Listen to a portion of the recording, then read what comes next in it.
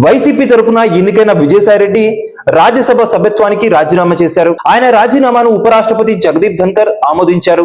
ఇవన్నీ చకచక చాప కింద నీరు లాగితే జరిగిపోయాయి. ఇక ఆయన దారిలోనే మరికొందరు ఎంపీలు ఉన్నట్లు ప్రచారం జోరుగా జరుగుతుంది. ఇదే రైట్ ఛాన్స్. వైసీపీని పూర్తిగా వీక్ చేయాలనే లక్ష్యంతో బీజేపీ వ్యూహాత్మకంగా వ్యవహరిస్తున్నట్లు తెలుస్తుంది. దీంతో ఆయన స్థానంలో చిరంజీవి నై అనడంతో పవన్ కళ్యాణ్ ను పెద్దల సభకు పంపేలా బీజేపీ ప్లాన్ చేస్తుంది. దీనిపై ఇప్పటికే సంప్రదింపులు జరుగుతున్నట్టు తెలుస్తుంది. మొన్న జరిగిన అసెంబ్లీ ఎన్నికల్లో వైసీపీ 11 సీట్లకు పరిమితమైంది. దీంతో పార్టీలోని మెజార్టీ నేతలు పక్క చూపులైతే చూస్తున్నారు.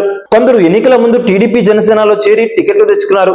అలానే అసెంబ్లీకి కూడా ఎన్నికయ్యారు. మిగిలిన నేతలంతా ఎప్పుడు బయటపడాలనే ఆలోచనతో అయితే ఉన్నారు. దీన్ని కాషాయ పార్టీ నేతలు క్యాష్ చేసుకునే పనులు అయితే పడ్డారు. ప్రస్తుతం వైసీపీలోని అసంతృప్త నేతలను చేర్చుకొని బలపడేందుకు ప్రయత్నాలు ప్రారంభించింది బీజేపీ. ఇప్పటికే విశాఖ డైరీ చైర్మన్ ఆఢారి అనంత్ కుమార్ బీజేపీలో చేరిపోయారు. మరికొందరు అదే దారిలో ఉన్నారు.